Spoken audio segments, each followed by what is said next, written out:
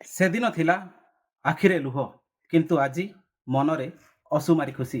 କାରଣ ଏ ଗରିବ ବୃଦ୍ଧ ଲୋକ ଜଣେ ଦୀର୍ଘ 16 ବର୍ଷ କାମ କରି ତାଙ୍କର ଯେଉଁ ଲକ୍ଷାଧିକ EPF ଟଙ୍କା ଥିଲା ତାକୁ ପାଇବା ପାଇଁ ସେ ଦୌଡ଼ି ଦୌଡ଼ି ନୟାନ୍ତ ହୋଇଥିଲେ। କିନ୍ତୁ ଆମ ଚ୍ୟାନେଲରେ ଖବର ପ୍ରସାରଣ ପରେ ଗୁରୁତ୍ୱ ଦେଇଛି ପ୍ରଶାସନ, ଆଉ ଏ ବୃଦ୍ଧଙ୍କ ଖାତାକୁ ତାଙ୍କର ସମସ୍ତ ପ୍ରାପ୍ୟ ଆସିଥିବାରୁ ସେ ବର୍ତ୍ତମାନ ଖୁସି ଅଛନ୍ତି।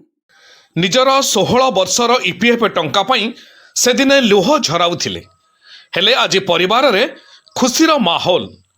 ଦୀର୍ଘ 5 ବର୍ଷ ସଂଘର୍ଷର ଅନ୍ତ ଘଟିଛି। ଧର୍ମପତ୍ନୀ ହାତରେ ମିଠା ଧରି ସ୍ୱାମୀକୁ ଖୁଆଇ ଦେଉଥିବା ବେଳେ ସ୍ୱାମୀ ମଧ୍ୟ ବେଶ୍ ଆନନ୍ଦିତ। ଅନ୍ୟପଟେ ଘର ଅଗଣାରେ ଥିବା ଚୁଲିରେ ରନ୍ଧା ଚାଲିଛି ଦେଶୀ ଚିକେନ। କାରଣ ଗୋଟେ ଗରିବ ମଣିଷର ଝାଳବୁହା ଧନ ମିଳିଲେ ସେ ଏମିତି ଖୁସି ହୋଇପଡ଼େ।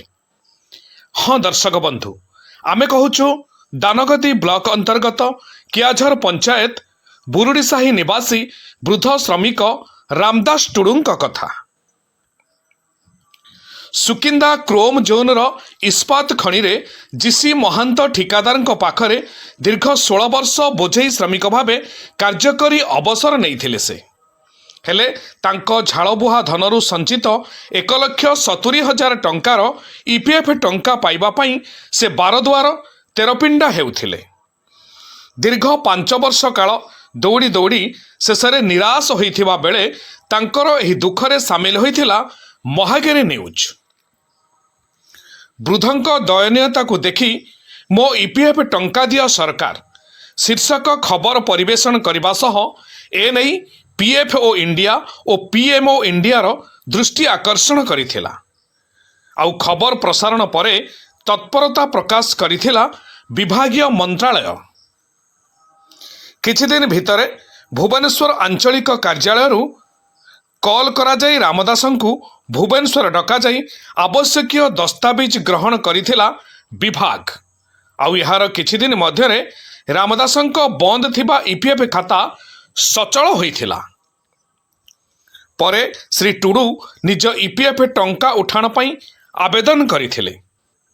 ପ୍ରଥମ କିସ୍ତିରେ 26,600 ଟଙ୍କା ଆସିଥିବା ବେଳେ ଗତ କିଛିଦିନ ତଳେ ତାଙ୍କ ଜମା ଖାତାକୁ ବାକି ଥିବା 1,44,600 ଟଙ୍କା ମଧ୍ୟ ଆସିଛି। ତେବେ ନିଜର ପ୍ରାପ୍ୟ ଅର୍ଥ ପାଇବା ପରେ ଏହି ଗରିବ ଶ୍ରମିକ ପରିବାର ତାଙ୍କ ଦୁଃଖରେ ସାମିଲ ହୋଇଥିବା ମହାଗିରି ନ୍ୟୁଜକୁ ଧନ୍ୟବାଦ ଦେବା ସହ ସରକାରଙ୍କୁ କୃତଜ୍ଞତା ପ୍ରଦାନ କରିଛନ୍ତି। ଆମର ନାଁ ସୁକାନ୍ତି ଟୁଡୁ, ଆଉ ସ୍ୱାମୀର ନାଁ ରାମଦାସ ଟୁଡୁ। ଆଉ